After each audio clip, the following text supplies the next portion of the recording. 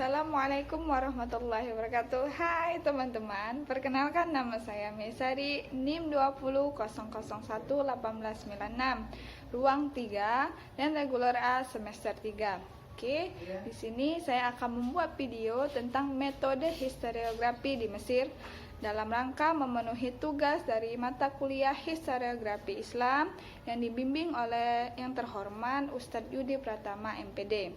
Oke, sebelum masuk ke pembahasan, jangan lupa like dan subscribe ya. Penulisan sejarah atau historiografi dalam dunia Islam telah melewati berbagai masa, yaitu 3 masa. Pertama, historiografi Islam masa klasik 650 sampai 1250. Masa kedua, historiografi Islam masa pertengahan 1250 sampai 18.000 Masehi, dan masa ketiga, historiografi Islam modern tahun 1800 sampai sekarang. Mesir merupakan negeri Islam pertama yang mengalami kebangkitan setelah sekian lama mengalami kemunduran. Kebangkitan ini dimulai dengan munculnya beberapa orang penulis di Mesir dalam berbagai bidang keilmuan seperti sejarah, astronomi, geografi, dan lain sebagainya. Kemunculan Abdurrahman Al-Jabarti dapat dikatakan sebagai pelopor atau perintis kebangkitan kembali Arab Islam di Mesir abad ke-19 Masehi. Beliau adalah penulis sejarah ulung di Mesir. Di awal abad ke-19 muncul 2 kelompok yang menjadi pelopor kebangkitan penulisan sejarah di Mesir.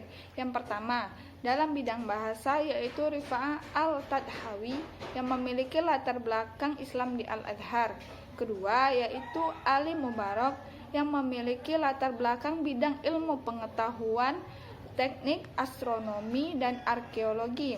Penulisan sejarah kedua kelompok ini adanya perpaduan dengan kebudayaan Prancis yang terlihat dari karya-karya mereka.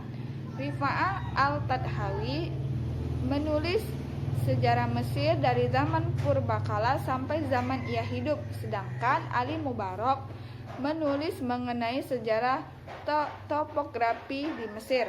Faktor-faktor penulisan sejarah Mesir abad ke-19 menurut Mu'in Umar. Faktor-faktornya itu ada 7. Pertama, gerakan pembaruan menjelang akhir kekuasaan Ismail Fasa pada pertengahan abad ke-19. Kedua, sejarah abad ke-19 akhir Eropa merupakan arkeologi di Mesir. Hal ini memberikan pengaruh yang besar bagi ahli Mesir untuk mempergunakan hasil penelitian arkeologi dalam penulisan sejarah abad ke-19.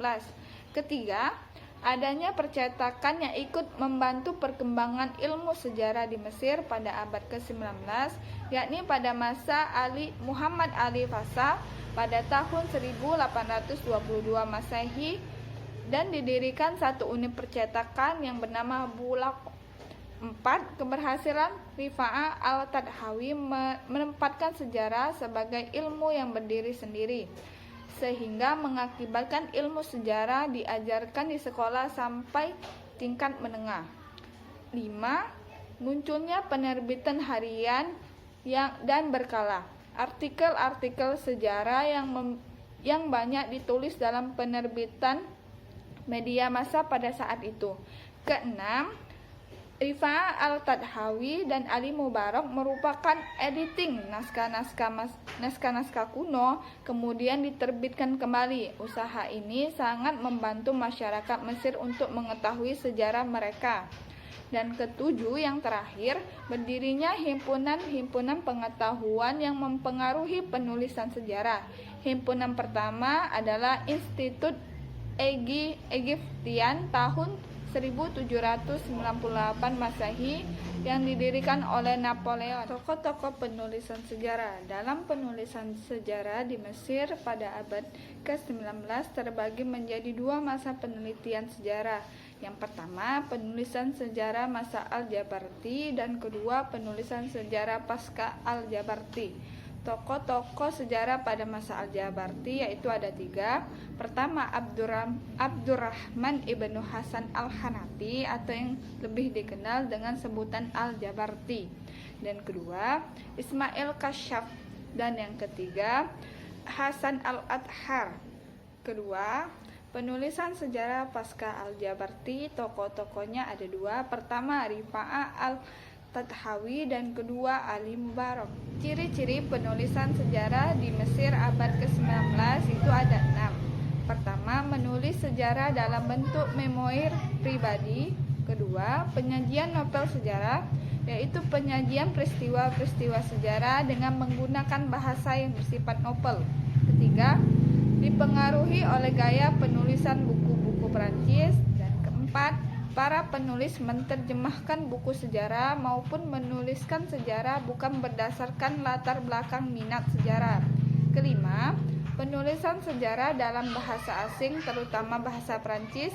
Hal ini disebabkan adanya English fans yang saat itu diungguli oleh bahasa Perancis dalam bidang politik maupun sastra.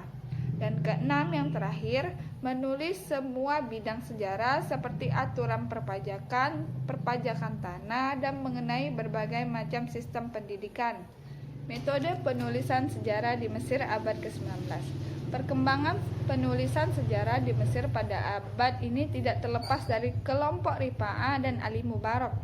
Dalam penulisannya dipengaruhi oleh literatur dan pengetahuan Prancis. Mereka sama-sama menggunakan referensi buku-buku sejarah yang ditulis pada masa klasik, pertengahan, dan barat modern.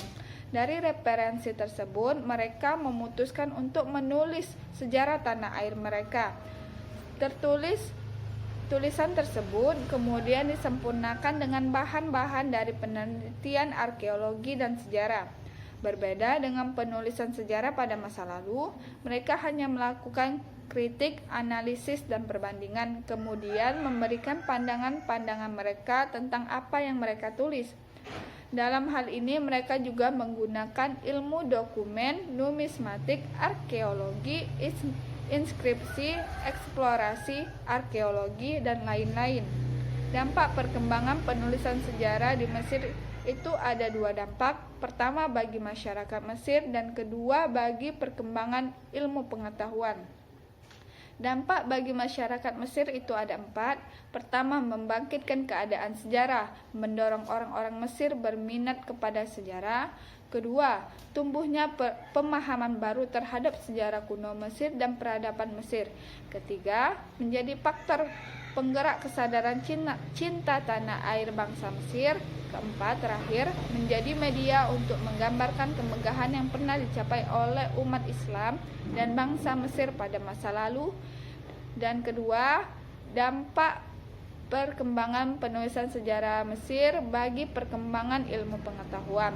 Itu ada 3. Pertama, terdapat banyak jenis buku-buku yang diterbitkan: sejarah umum, sejarah negara-negara tetangga, memor pribadi, sejarah Mesir dari masa ke masa, sejarah topografi, sejarah kota, biografi, novel, dan sejarah. 2. Sejumlah kitab ditulis dengan penelitian sejarah dilakukan secara intensif dan luas. Ketiga, penulisan sejarah Islam ditulis dalam bahasa asing, terutama bahasa Prancis dan Inggris. Mungkin itu saja yang bisa saya sampaikan berkenaan dengan metode historiografi di Mesir. Lebih dan kurang saya mohon maaf. Kepada Allah kita semua mohon ampun. Akhirul kalam, wassalamualaikum warahmatullahi wabarakatuh.